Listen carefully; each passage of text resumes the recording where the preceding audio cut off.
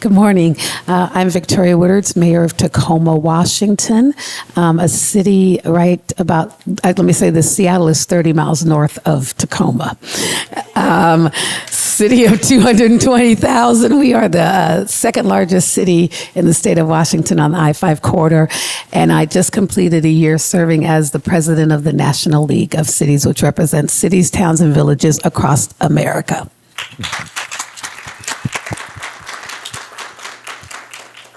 Frank Scott Jr., Mayor of Little Rock, Arkansas, Arkansas's capital city, first popularly elected black mayor of the city of Little Rock, and the immediate past president of the African American Mayors Association.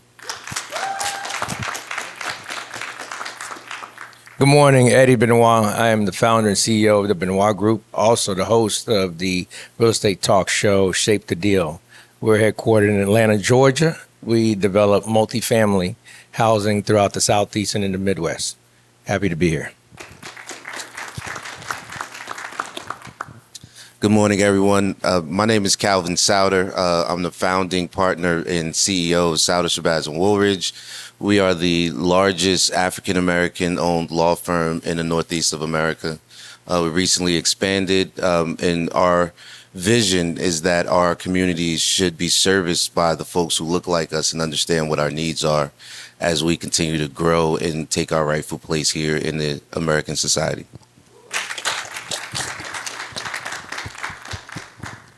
Good morning. I'm Stephen Reed, Mayor of Montgomery, Alabama, known as the birthplace of the Civil Rights Movement. It's an honor to be with you today. I want to thank everybody for this program and this initiative. I stand as the first black mayor of the city of Montgomery in its 200-year history, and also as the incoming president for the African American Mayors Association and the Board of Trustees for the United States Conference of Mayors. So thank you.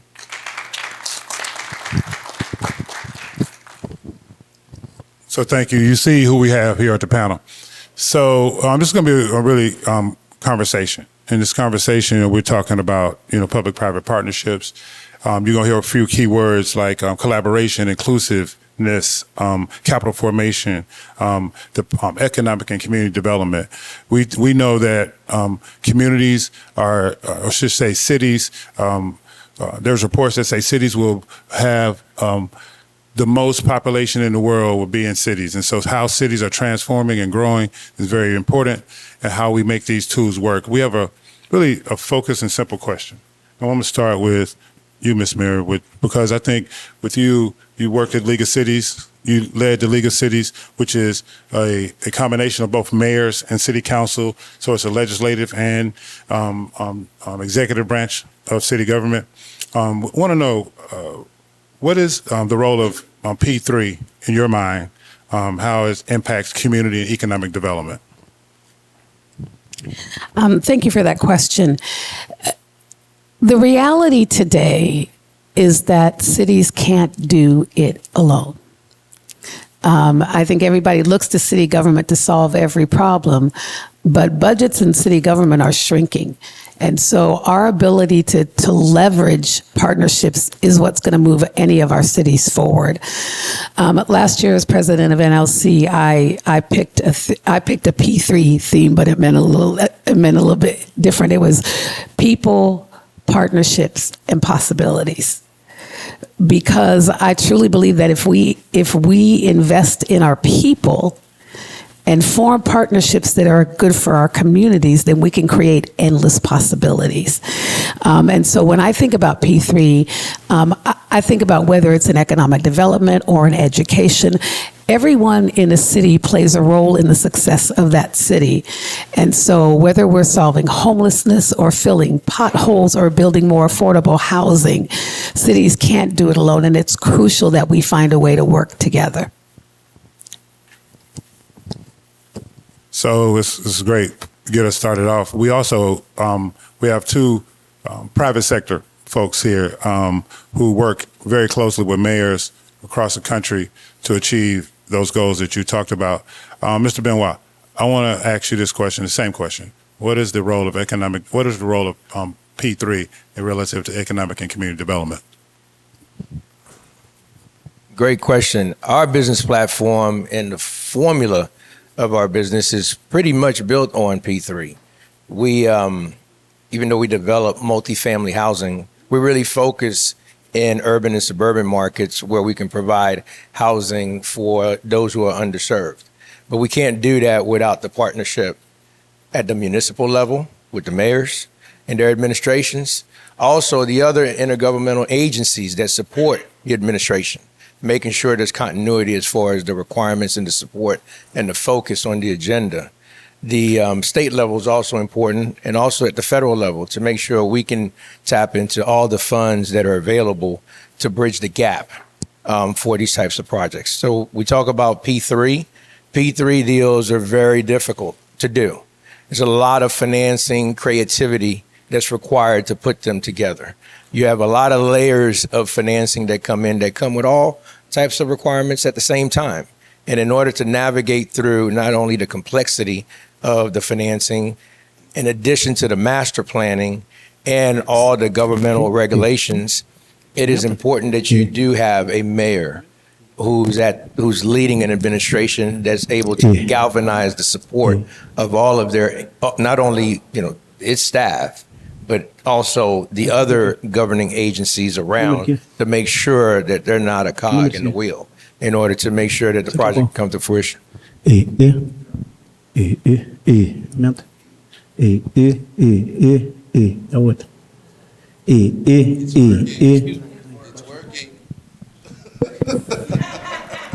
Sorry. I forgot. Give me that one back. I'll take it. Calvin. So, is it working? I'm the lawyer in the group, right? So my job is to push paper in a creative way. So we've been able to utilize P3s to create economic advantages in some of our most impoverished and needy areas in our cities.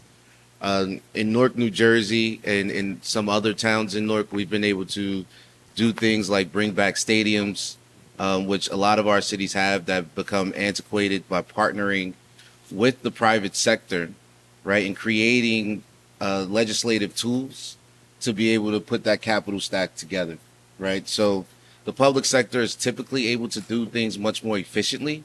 We can save dollars when we do it in the public sector.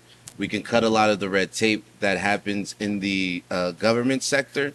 So partnering together to help develop, specifically in our urban and cities, right, where things have been abandoned forever. It's been hard to bring economic development. You can bring anchors into areas when you think a little bit bigger, but you think purposely behind what you want as a community there. Utilizing the private sector as a partner with the government sector makes it an easy way for us to be able to get to in place where we all want to be for our people, right? So we talk about gentrification a lot. What does it look like when we make the decision to develop our own communities together and inclusively for ourselves? Love it. Give it to Mayor Reed. So Mayor Stephen Reed, as he said, is mayor of Montgomery, Alabama. Most of you probably know the history of Montgomery, Alabama, as well as, of course, the South. So Mayor Reed comes from a very strong political family. I've been fortunate enough to see his work up close. Mayor Reed, I want you to take the question, but talk about it in the frame of your Montgomery Vision 2040, and how you've had to think about the role of P3 it relates to economic and community development and lifting the entire community, not just building new buildings, but improving the people as well. Yeah, that's a great question. Thank you for that.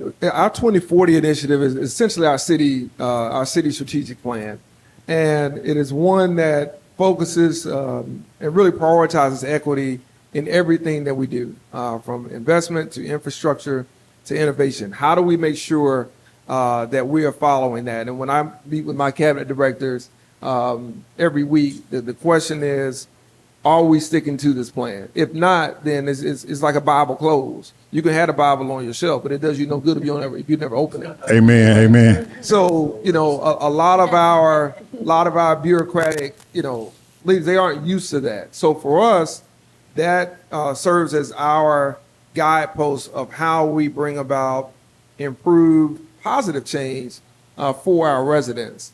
And P3s are needed in particular I think, in southern cities, but maybe it's cities across the country now, talking to other mayors over the last few years, because we tend to have stricter regulations on how we can bring in additional fees, how we can bring in additional revenue. So our budgets are strapped. In other words, we don't have a lot of money. So how do you help the people who have the most need when you don't have the resources to do that? And often that means finding that private sector partner, that philanthropic partner, to help you accelerate the progress. Lest that idea, remains on the shelf year after year. And all of us have been reelected now, but we know how quick 4 years goes by. And in government, it goes by very fast because government is designed to work slow. So you need partners like yourselves and others to kind of help us implement those solutions, in particular where there's the most acute need, for our community. I want to give it to Mayor Frank Scott. Mayor Scott is mayor of Little Rock, Arkansas, another important city in Black America and America. But also you served as the president of the African American Mayors Association. I'm sure had a lot of chances to talk to mayors. What do you see mayors facing to kind of piggyback off Mayor Reed? What do you see? Is everyone struggling with the budgets, or what are the things that you're facing and seeing as problems and issues to get these kinds of deals done? I think the main thing we have to understand is that we as mayors have competing challenges where we come into office and we have an agenda, one, that the people gave us as a mandate. But then there's so many other mandates that we have to comply with, whether it's public safety, whether it's emergency disaster, where we have a set of plans that many times can be derailed by the circumstance of the season that we may be in. And when you understand that, we still have a mandate, because I tell people many times, I heard it once before, particularly being a Black mayor, is that we have to maintain the balance of Black expectations and white fears. And when you're doing that at this same moment, we still, have to get the job done. And so one of the things I think from a public-private standpoint that we have to continue to focus on in the midst of the challenges is understand the opportunity and the scalability of the P3.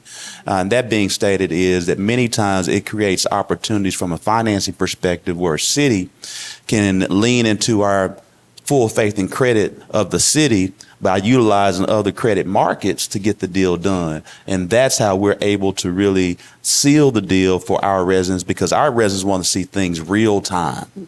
So they can feel it as it relates to a new housing project or a new park or things of that nature. Those are different things that we're seeing P3s being utilized for, or even a new fire station in an area that normally would not have a fire station. So those are things that we're seeing. Mayor Reed, I just want to ask him to expound on something that I think some may have missed, but it is predominant in strategy and implementation of what we have to deal with as mayors, in particular Black mayors. And you said Black expectations and white fears, and I want us to understand Black expectations and white fears. And I recognize we're at the Festival of Diaspora and all that we've heard. I just want you to expound on that. Well, I think as you shared, when we were elected, many of us, granted, we serve the entire city, Black, white, brown, what have you. But most times, I want to be very clear. My city is 57% global majority, 45% Black, 5 to 6% Hispanic, another 5 or 6% Asian Pacific Islander. I'm not mayor without Black people. That's number one. And so you have to understand that doesn't necessarily mean I didn't have white people vote for me. I did. I wouldn't be mayor without their vote, but I don't even get to the table without my Black base. However, historically, being the first Black mayor they think I'm King David. Moses. I think. Or expect me to be. With a little Moses mixed in. Little Moses. But I say that from a standpoint, we all share that, is that there's a great expectation that any woe that has been impacted upon our entire cities is to be solved yesterday. And that's just not feasible. That's not possible from a financial standpoint. There's so many people. There's a checks and balance. Many of us deal with cantankerous city councils that are blocking us. And then two, we have to understand many times there are power structures of privilege that have been, cemented into our city council structure, that while we may have, by the grace of God, got into position, there's still somebody over here that's checking us from a balance standpoint that we have to follow. And so from the white fear standpoint is many people think that we're going to be this kind of woke, well, they use the word woke, which I don't even know what it really means. But from a standpoint of that they think we're going to try to inflict pain of 400 years of slavery once we become mayor. Well, we're trying to, forget the slavery. We're trying to get equity at this point in time from the economic empowerment. I'll keep talking for days because he knows a whole lot about it. How about you expand upon it, Mr. Montgomery? Mayor Woodard, I think Mayor Woodard is going to add a little to that as well. I was just going to add, it's the dynamics here are so different. So I talked about being from Tacoma, Washington. You said 45% African American, 10% African American. So with the same expectation, the side of that is as though because 55% of my constituents are white, and unfortunately I wouldn't be there without white people. If all the black people voted for me, I still wouldn't get elected. But I wouldn't be there without white people. But then there's their fear that now that I'm elected, that's all I care about is black people. Let's be clear. This is how I wake up every day. Yeah. I wouldn't change it. And so I have to be able to focus on black people without necessarily always saying I'm focusing on black people. Got it. That becomes a chore in itself. A little sophistication. Yeah, just a little bit. But it is great to sit with mayors like this. And learn what they're doing in their cities and then covertly take it back to my city and implement it quietly when people aren't paying attention. Exactly. Mr. Benoit, I want to come in this same vein, talk a little bit about the cyclical nature of economics and finance and getting these deals done. You've worked in a lot of different markets. How do you deal with the private side in terms of capital formation and being able to withstand some of the ups and downs of the economics of deals? Well, this business is definitely cyclical. And so every 5 years, you're going to see some type of shift that you have to contend with, no different than these administrations, the stuff that they got to deal with from a seasonality standpoint. But the reality is that it is very tough to move forward with P3, structures. It's pretty much what you have to figure out how to align yourself with the right financial partners. So typically these Fortune 500 companies that are interested in being your equity partners, your lenders, they need to understand, the hurdles that you have to overcome in order to put these deals together. But again, I have to underscore, working with the mayors are critical, especially in this time.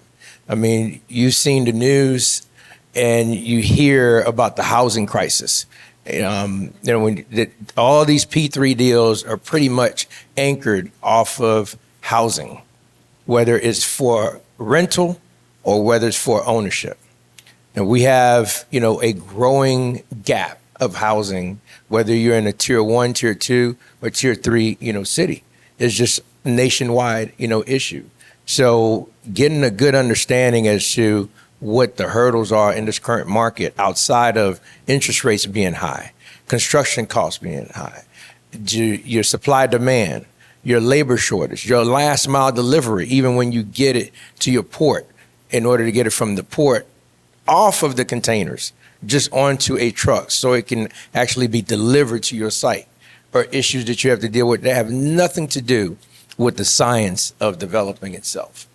Okay, those are real headwinds that we deal with, and they come about in different cycles, throughout the business.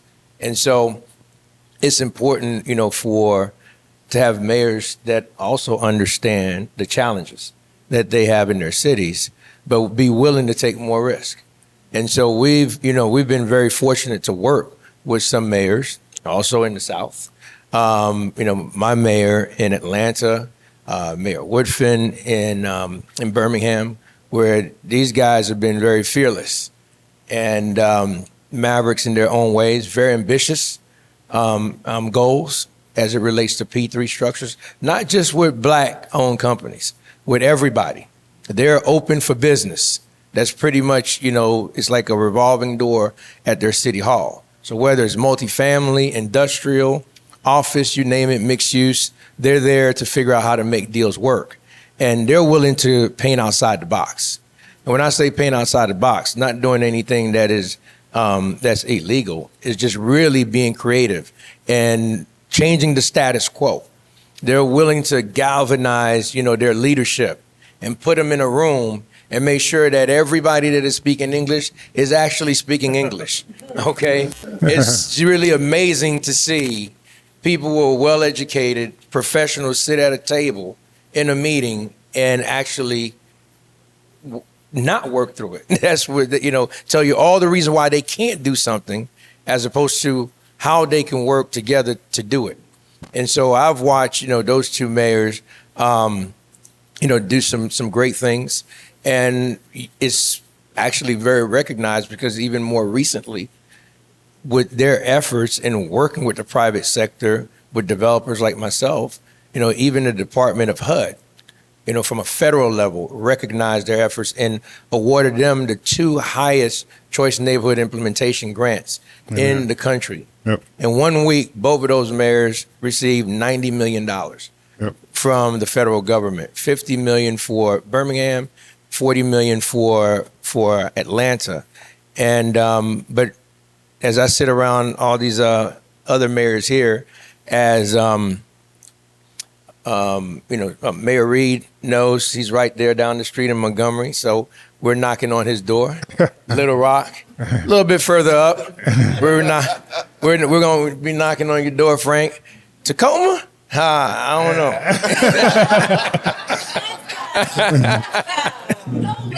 So Well, for the West. It'll be a little stretch.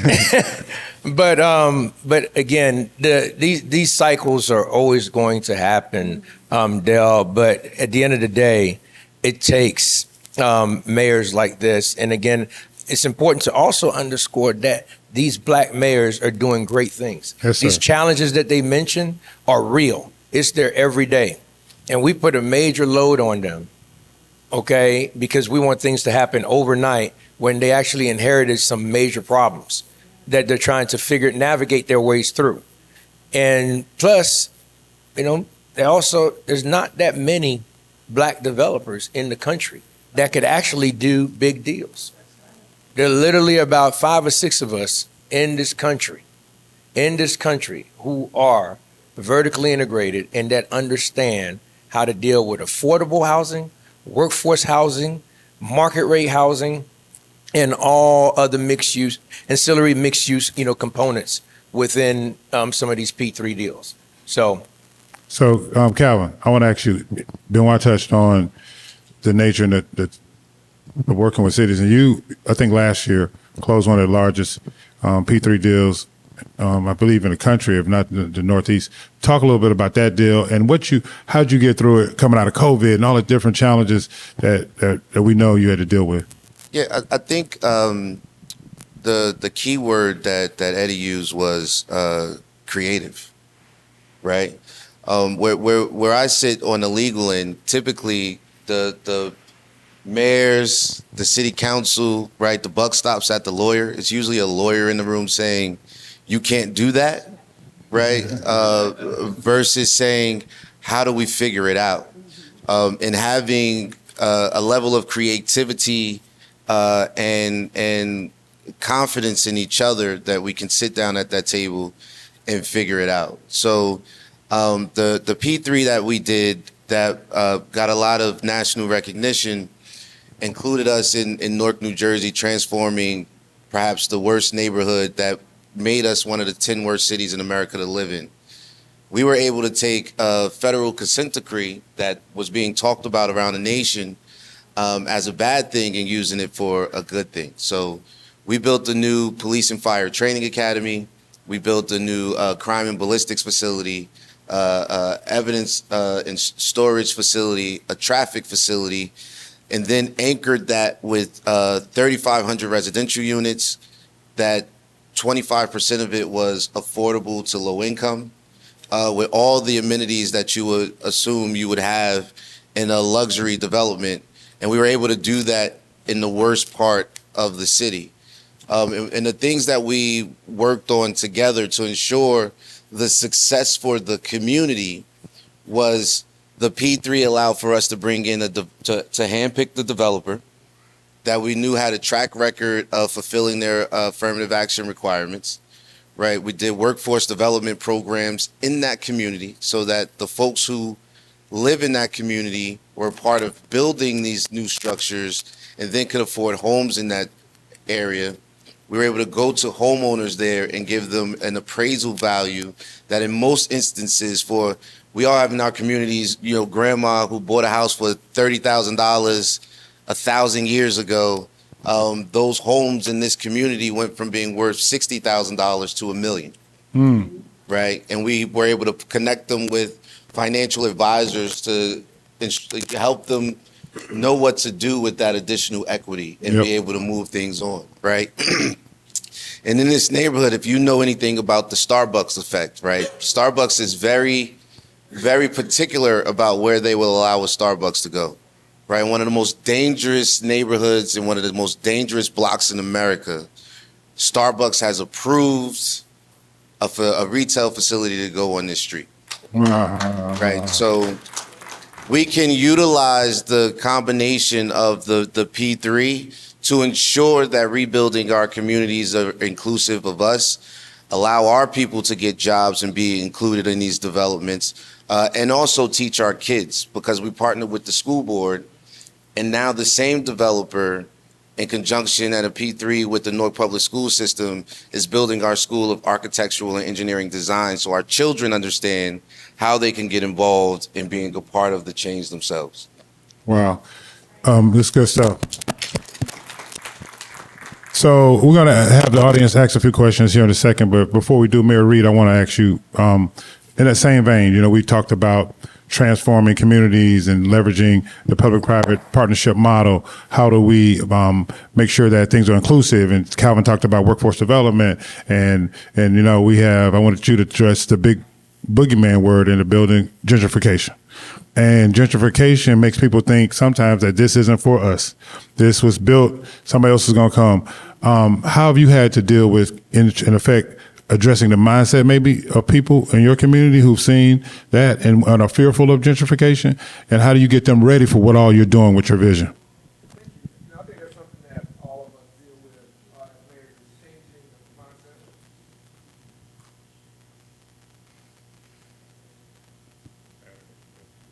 mindset. I'll be quick. I think a lot of us, when we're coming in as mayors, deal with a culture reset. How do you change the mindset of your community? And in a lot of cases, our elected officials.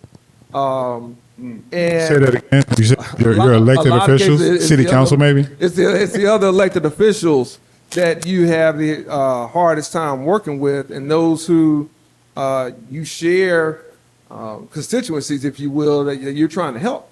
And when it comes to gentrification, a lot of people the first thing they think of is what's in it for you.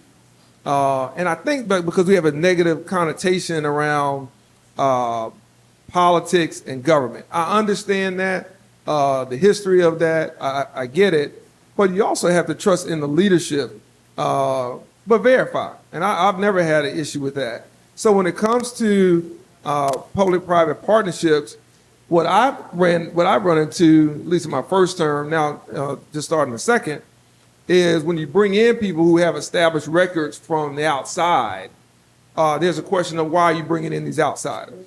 There's a fear of that. And for me, it's not just association or affiliation. It really is understanding that they know what to do. They can implement. They have the ability to do these things and do it in a way that is representative of my vision and my values. There's one thing that breaks down with me, with anybody, any entity, it is if you don't share my vision and values, we can't do the work together. All right? You can go somewhere else, but we're not going to do it in Montgomery. So, that happens, but the mindset around our community is that everything good has to mean something bad for black people and brown people. Again, I understand that, but we can't talk about faith and then live out of fear. And often that's what we do. And so, I think that for P3s and for these type of projects to work more effectively, if we could get more of our grassroots leaders, more of our elected leaders, more of our faith leaders to understand what the moment calls for now to change the paradigm in our communities, then we would understand this a little bit better why we have to form these P3 alliances to do these things in neighborhoods that he's talking about in Newark. He was talking, I was thinking about some neighborhoods we've shown Calvin and Benoit in Montgomery along the Civil Rights Trail. And there are communities like this all across America. But positive investment does not necessarily have to mean something negative for those that have been there. And I think when we see development and when we see good things happening, we have a sky is falling complex that, well, this must mean it's not for us and that gentrification is going to ruin whatever this may be. And that is as much of an impediment to progress as anything policy-wise or structurally we may deal with. Great answer. Thank you for that. So we're going to go up to the floor, and we'll ask you, anyone have any question? Good morning, David Dix from Pennsylvania. I have two questions that I want to wrap in, hopefully get a perspective from all of you on. The first part is it's P3. I've often been pushing the P4, so public-private philanthropic partnerships, right? And I'd love to hear from the mayors, particularly Mayor Scott, how you partner with the corporate community to kind of make deals that don't really work done. I think there's a lot of ways for the philanthropy to kind of fill in that gap. The second part of that question is around the attack of DEI on Chile from now. That attack is kind of gone straight to capitalization of the to allocate money, and now people say, you're allocating money for what? What are some legal ways that you work to get around that and mayors navigate that attack? Thank you for the question. From a P4 standpoint, I agree with you. We have to involve the philanthropic community, many of which have a lot of dollars that they're trying to utilize in a very creative way. Arkansas has two major foundations, one being the Winthrop Rockefeller Foundation, and then secondly being the Clinton Foundation, of course, the Walton Family Foundation as well. But particularly right now, we are in the midst of a major deal, and I shared some of this with Calvin and Eddie last night, where Little Rock has the opportunity to kind of bring our very own, it's not necessarily a Major League Baseball or NFL or NBA team, but we're working to locate a new dental and veterinarian school here in our state, in Little Rock, which unfortunately Arkansas doesn't have one. And so many people in Arkansas, if they want to become a dentist or they want to become a veterinarian, the closest school is in Memphis, Tennessee, which is about 2 hours from Little Rock. If you're in Northwest Arkansas, that's another 5 hours. And so what we're doing is exporting our talent to these cities, because many times they'll graduate and they may not come back home, because if you're likely to go to those particular cities, you're going to build your practice there.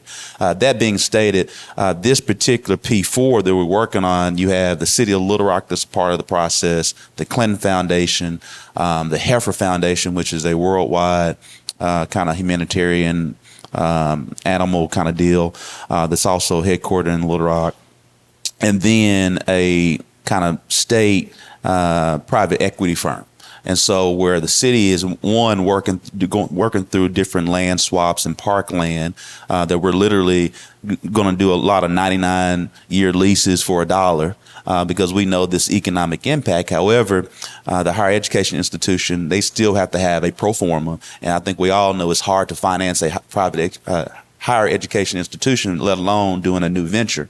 And so that's the reason why the private equity side is involved. And it so happens that the land is next to the Clinton Presidential Center, and they want to be able to control what goes on in their neighborhood. and so essentially through the land swaps, the Clinton Foundation is going to probably spend about $30 million to buy a particular building. Then the higher education institution is going to have to receive somewhere around $75 million through our Arkansas Development Finance Authority, doing some bonds and things of that nature. And then on top of that, get another $30 million from this private equity firm. And the city is, our role in this place is, one, bringing everybody to the table to make certain this deal gets done. One, I'm so passionate about is because many people may not realize is that FedEx started in Little Rock.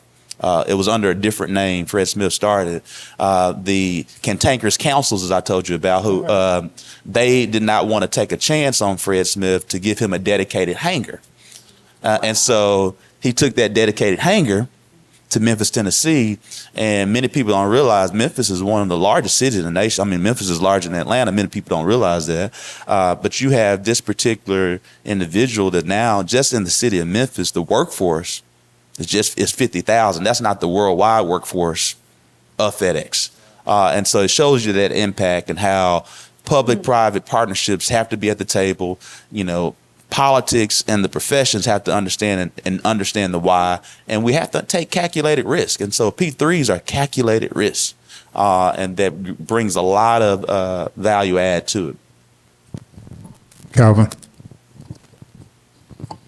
So I look at the philanthropic piece in two ways. I think the developers themselves should be donating to the causes of the community in which they're building in.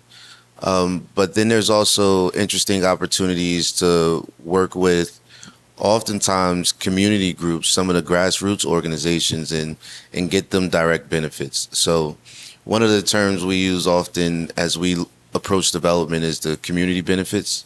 What is the community getting out of this? So I'll give you an example of a project that we're working on now.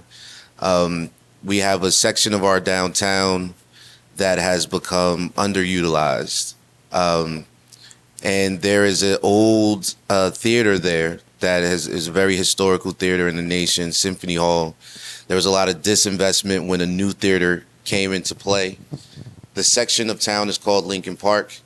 There's a Lincoln Park grassroots organization that's there. When larger developers started buying property in the area, we called a meeting, set everyone down, and was able to get them to create a new entity to work with Lincoln Park and to create a new space for Lincoln Park that would be forever free. Within that, the group also came together and created an arts and cultural district to support the rebuilding of Symphony Hall. And they do that using their other philanthropic tentacles, if you will. So we have Prudential, the Goldman Sachs, the Apples of the world, who then they have big philanthropic arms that are doing a lot of great work around the nation. But when you put all of those developers and they each have their own connection to these entities, we were able to get close to a commitment of $100 million to go into redoing Symphony Hall from this group. Now, they get their benefit, right? Their benefit is less affordable housing that will be required to go into their developments, but we'll get that whole area redeveloped. Symphony Hall will have an endowment that will allow it to go on forever, and Lincoln Park Community Cultural District will have rent-free condo space and also a space where we're doing a incubator space for in a culinary space in the building that Lincoln Park will own. So if we sit down and think creatively, we can ensure that our community is involved. We can go to some huge dollars to fill gaps, right? Because there's always going to be that $1 million, $2 million, $5 million, $10 million gap.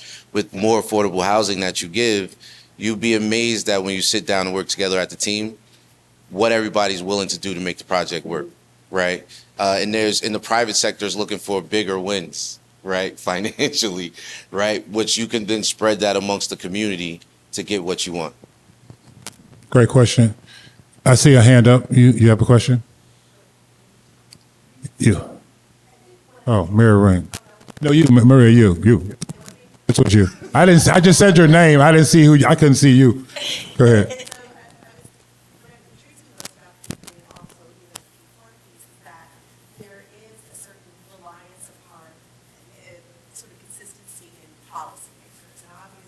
You guys, there's turbulence, there's certain realities. So how do you make sure that there's longevity in the policy component of it? Because obviously priorities can change in administrations. How do you create the level of permanency? So there's no term limits in Montgomery. Mayor for life. So as long as we're building and we're collaborating, then we can continue to ascend. But two great examples I heard. One is from Mark Mayoral in New Orleans, former mayor and of course now president of the National Urban League, and Ambassador Andrew Young, who's from New Orleans. I was the second black mayor of Atlanta, Georgia. Is they talked about in separate conversations. It was very interesting to me to hear them say this at two totally different times about philosophical alliance, not so much on the personality. And I think if there's any takeaway that I have gotten after I got a sermon from Ambassador Young and I got a lecture from Mark Mayoral, but both were very, very enlightening for me, which is whatever you decide to do for the benefit of why people elected you and what you believe in, you ought to make sure or try as very well best you can that there are people who are philosophically aligned and that can do and deliver the things that are needed in our communities. And I think that will allow, when you look at obviously the example of Atlanta, which I think is the best example of a modern city in the last 100 years. It's a lot of reasons why when you look at city planning, design, and outcomes, I think it's the best, certainly in the South, and that includes Texas. So I think when you look at that, there's a reason for us to consider alignment when we're thinking about who should lead our cities, who should lead our communities, and not just identity. That's key, because that philosophy may transfer. It may transcend race, all right? It may transcend race, but I think we have to keep those things in mind as we continue to build and we try to bring about more equity and progress to those who've been disenfranchised for decades and centuries in our nation. And I think that's up to us as leaders to make sure we identify those people and we try to work with like partners to make those outcomes happen as much as we can. I hope that answered your question. Frank, well said. First and foremost, ditto everything that Mayor Reed just shared. I do think it's imperative that the worst thing that we could do, particularly many of us that are first black elected in our respective cities, is to not be invested in our successor. I think we have to be invested in our successor or those who are trying to become our successor. I'm grateful too that there's no term limits in Little Rock. But I think after that investment in our successor, I think it's even more imperative that we work to cement our policies. Right. So no matter if we're there or not, it's going to be hard to overturn it. Say what you will. The Affordable Care Act is here to stay. You know, that's something that, President Obama did. It's going to be hard to overturn because now it's cemented into the policy structure.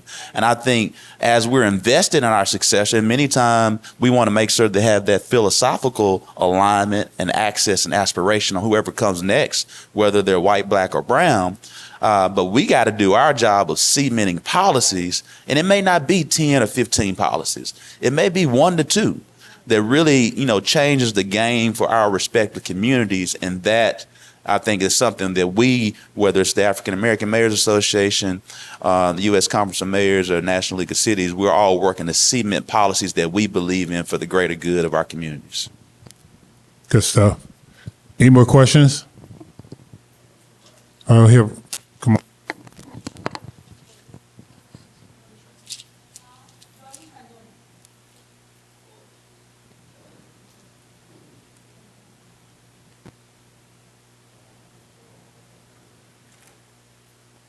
We're at the Festival of Diaspora. Right? I love it.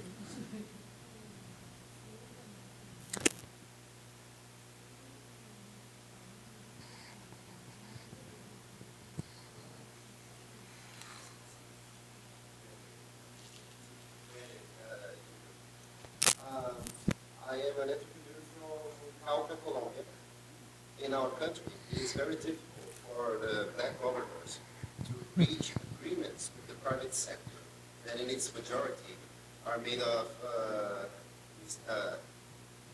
mixed people, both white and black people. And the social organization of the black people don't have money to sustain their projects.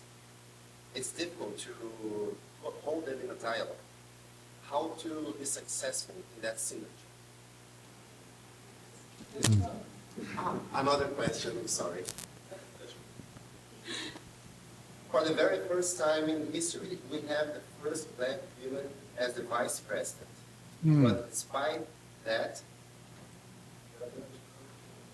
but she has the support of black people. She doesn't have the support of the neither of the private sector to mobilize the social agenda of the black community. So That was more of an observation. I'm done. Oh my God. Well, it's interesting to hear some of the same issues and hurdles that we're dealing in the U.S. are also happening, in other countries, throughout the world. And especially for those who are disenfranchised. So whether it's a predominantly black, community or Latino community or Asian community, on and on, they're facing, some of their challenges. The answer is that when you're up against situations like this in areas where there's a large concentration of poverty, there's two things that are very important that's been discussed about this morning. Number one is the right approach to gentrification in order to decentralize the poverty, but not displace your legacy residents in that area. People talk about live, work, play. I talk about create, innovate, and celebrate, where everybody gets to participate in what is being redeveloped at their own will and not forced out. But you mentioned, David, the P4, where the philanthropy comes in.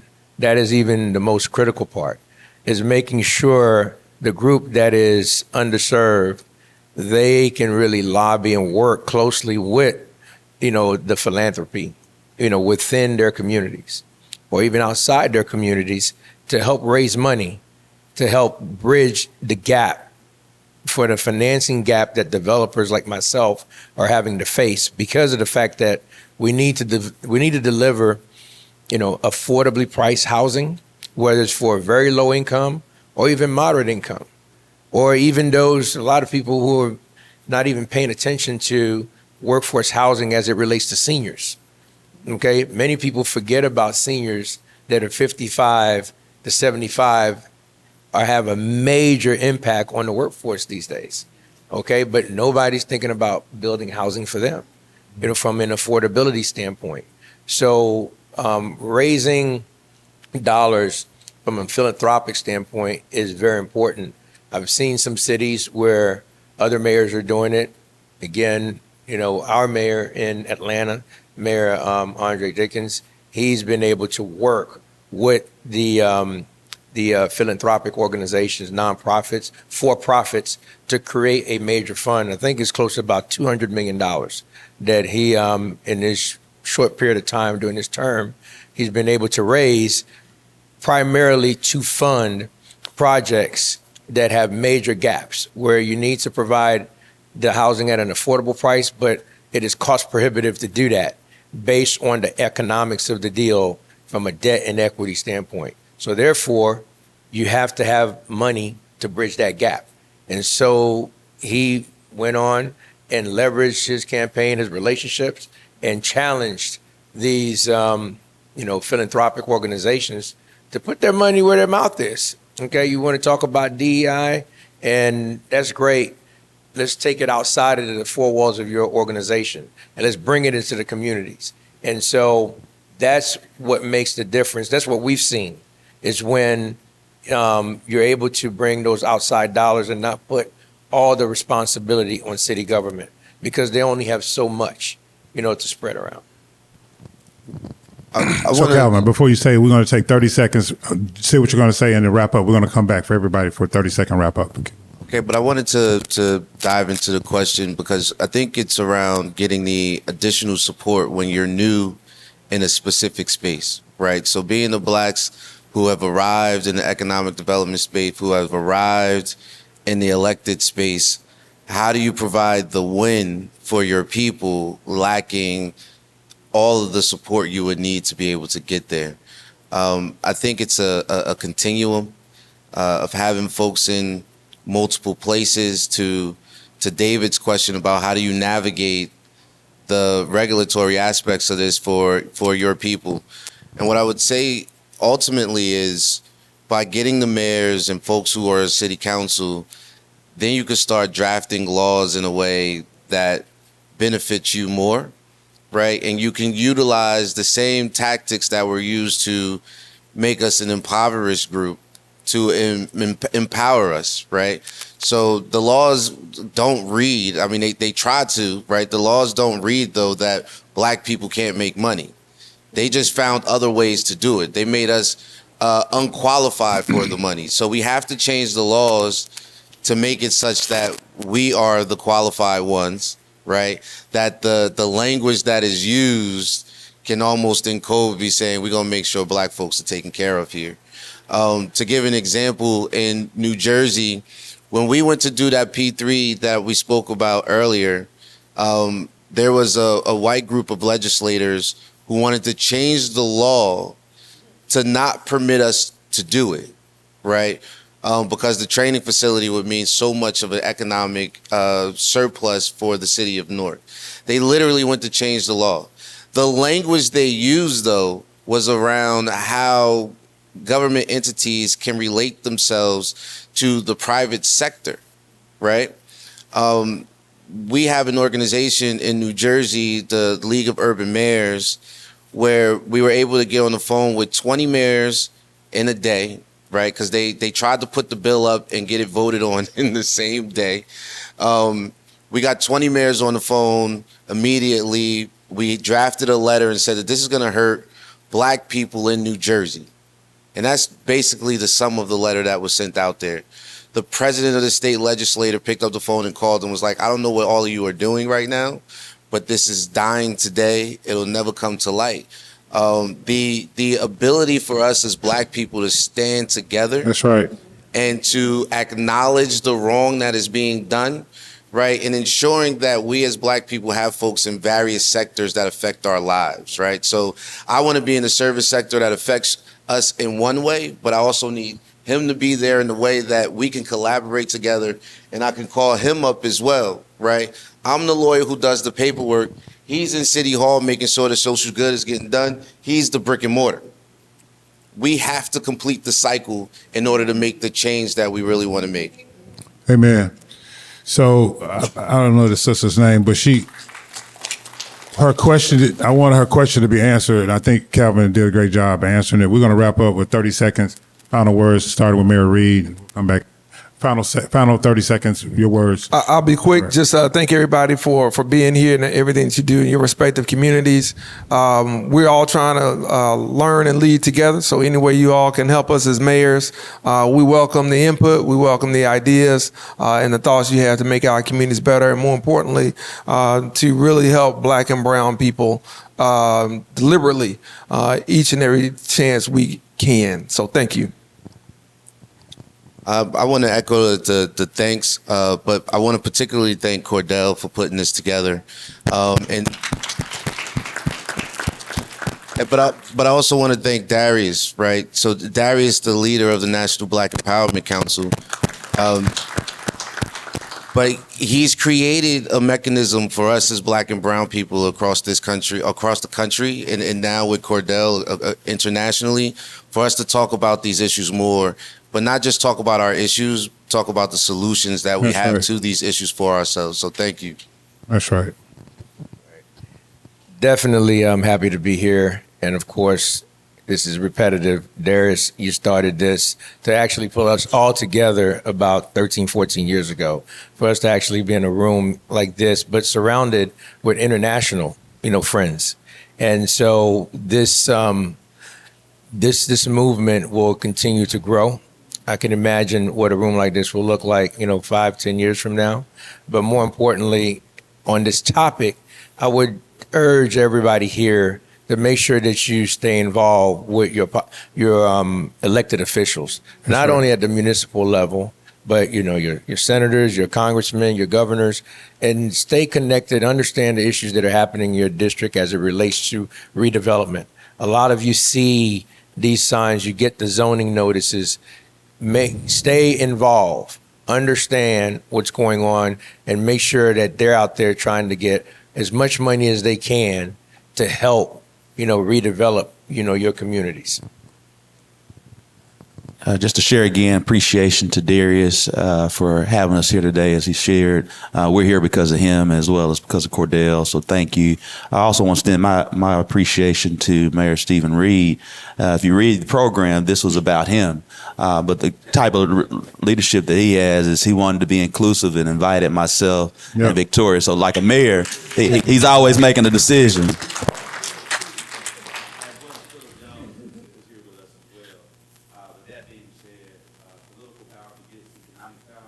Amen. Amen. I talked earlier about being from Tacoma, a very different city than what we see here. Is this one on? No. I never needed one before, but anyway, but I talked about being from a city of Tacoma where we're 10% African American, but it doesn't matter what city, whether you have 45% or 10%, if you look at any issue in the city, African Americans are always disproportionately represented. They are the most unhoused. They are the most in the justice system. Like we are, no matter where we are the least of them. But we have an opportunity in America today, because I think as I, belong to the African American mayors in the U.S. Conference of Mayors and the National League of Cities, when I go to these conferences, I see more people who look like me than I've ever seen in my lifetime. And what I want to remind us is that this is our opportunity. This is our chance to really change things. No matter what venue you work in, now is the time. So talk to your political leaders, be engaged. Don't sit down with a good idea and think nobody wants to hear it. Because we do. We didn't get elected because we have all the ideas, because if we had all the answers, we'd have solved it and gone home. By the way, Tacoma does have term limits, and I have 22 months left. But if we knew all the answers, we would have solved it. We chose to lead because we know that we have good people to help us lead. And so we need you. Take advantage of this opportunity to engage with us. And then finally, I will say this, to both Darius, thank you for the opportunity, and to Cordell, I want y'all to know good things come out of Tacoma. Cordell came from Tacoma. Thank you all so much for the opportunity. Well, I want to say thank you to the panel. Last word I will say, I got this from the National League of Cities. Must be engines of prosperity and opportunity, places where people thrive, innovative ideas flourish, and a robust infrastructure leads to economic and social benefits for all the residents. And so the time is now. There's a quote that says, when the why gets big enough, the how gets easy. So we have to take this, and from Dr. King, he said that we have to have a fierce urgency of now. So now is the time. So we thank you for joining us today. Enjoy the festival and see you. Obrigado.